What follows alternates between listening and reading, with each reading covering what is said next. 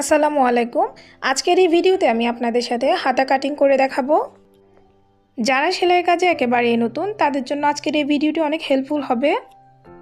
ভিডিওটি শুরু করার আগে আপনাদের কাছে একটি রিকোয়েস্ট, ভিডিওটি যদি ভালো লাগে প্লিজ আমার চ্যানেলটি সাবস্ক্রাইব করবেন, আর যারা অলরেডি সাবস্ক্রাইব করেছেন তাদেরকে অসংখ্য ধন্যবাদ। তো চলুন তাহলে ভিডিওটি শুরু করা যাক। আমি এখানে একটি কাপড় নিয়ে নিয়েছি, কাপড়টিকে আমি 4 ভাঁজে ভাঁজ করে রেখেছি। একসাথে আমাদের দুটি হাতা বের হবে। প্রথমে আমরা এখানে 1/2 ইঞ্চিতে একটি মার্ক করে নিচ্ছি, এটি আমাদের সেলাইতে যাবে।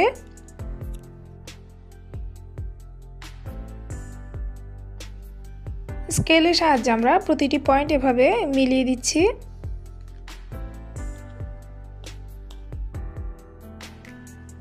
আমরা যেখানে 1/2 ইঞ্চি পরিমাণ মার্ক করে রেখেছি তার নিচ থেকে আমরা হাতার লম্বাটি নিয়ে নিয়েছি। তো আমাদের হাতার লম্বা নিয়েছি আমরা 16 ইঞ্চি পরিমাণ।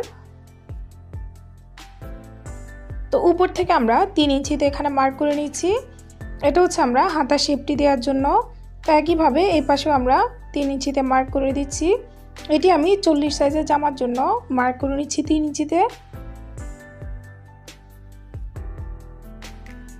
দুটি দাগ আমরা এখন এভাবে মিলিয়ে দিচ্ছি। এখন আসি হাতা কাটিংয়ের সবচেয়ে গুরুত্বপূর্ণ একটি পয়েন্টে। জামা এবং হাতার আরমোলের মাপটি সমান না হওয়ার কারণে জামা থেকে হাতাটি অনেক সময় ছোট বা বড় হয়ে থাকে। তবে আমি আজকে যে পদ্ধতিতে মাপ নিয়ে দেখাবো সেটি যদি আপনারা ফলো করেন তাহলে আপনাদের আর এই প্রবলেমটি থাকবে না। যে কোনো সাইজের কামিজের জন্য আপনারা একই পদ্ধতিটি ফলো করতে পারেন। তো দেখুন আমি কিভাবে মাপটি নিয়ে নিয়েছি। উপর থেকে কিন্তু আমরা 1/2 ইঞ্চি পরিমাণ শোল্ডারের জন্য সেলাই করব। তো সেজন্য আমরা উপরে 1/2 ইঞ্চি পরিমাণ বাদ দিয়ে তারপর আমরা আরমোলের মাপটি নিয়ে নিচ্ছি। দেখুন এখানে আমরা 1/2 ইঞ্চি পরিমাণে সেলাই করব, সেই জন্য আমি ইঞ্চি টিপটিকে 1/2 ইঞ্চি পরিমাণ দূরত্বে রেখে আরমোলের মাপটি নিয়ে নিয়েছি। তো এখানে আমাদের আরমোল এসেছে 10 ইঞ্চি পরিমাণ। আপনারা এইভাবে যদি আরমোলের মাপটি নিয়ে নেন তাহলে আপনাদের আর ভুল হবে না। 10 ইঞ্চির পরে এই 1.5 ইঞ্চি পরিমাণ আমাদের এক্সট্রা নিয়েছি আমরা সেলাই করার জন্য, সেজন্য আমরা এই মাপটি আরমোলের মাপের সাথে অ্যাড করছি না।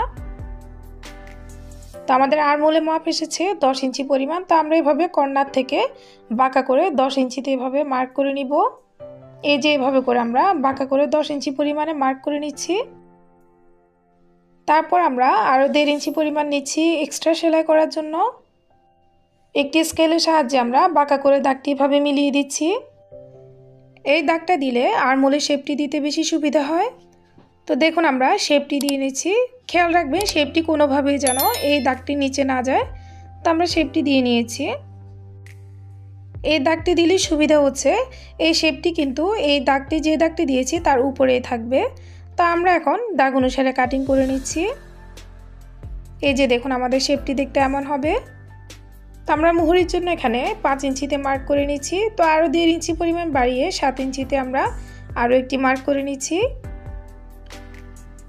একটি শেপ কার্ডের সাহায্যে আমরা এভাবে দাগগুলো মিলিয়ে দিচ্ছি।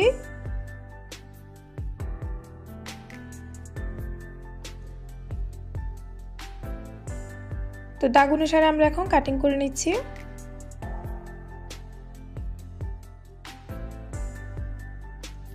তো হাতাটি মেলে নিয়ে আমরা এখন তালপাটের অংশটি কাটিং করব।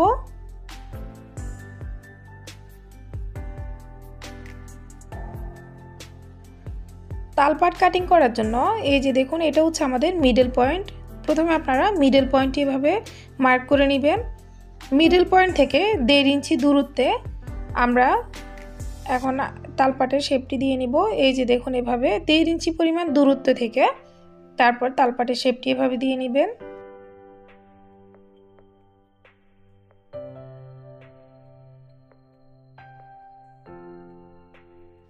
দাগ অনুসারে এখন আমরা কাটিং করে নিচ্ছি।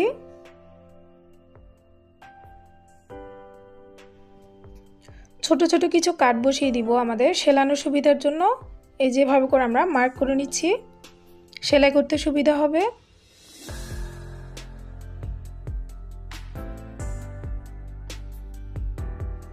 তো আমরা এখন জামার সাথে হাতাটি আপনাদেরকে এই যে দেখিয়ে নিচ্ছি। তো আমরা উপরে 1/2 ইঞ্চি পরিমাণ বাদ দিয়ে শোল্ডারের জন্য 1/2 ইঞ্চি পরিমাণ বাদ দিয়ে তারপর আমরা এই যে দেখুন হাতাটি আপনাদেরকে মেপে দেখাচ্ছি। এই যে একদম সমান হয়েছে। তো আপনারাও যদি এভাবে একই পদ্ধতিটি ফলো করে আপনারা হাতা কাটিং করেন তাহলে আপনাদের হাতার সাথে জামাটি ছোট বড় হবে না। ভিডিওটি লাস্ট পর্যন্ত দেখার জন্য ধন্যবাদ সবাইকে। আল্লাহ হাফেজ।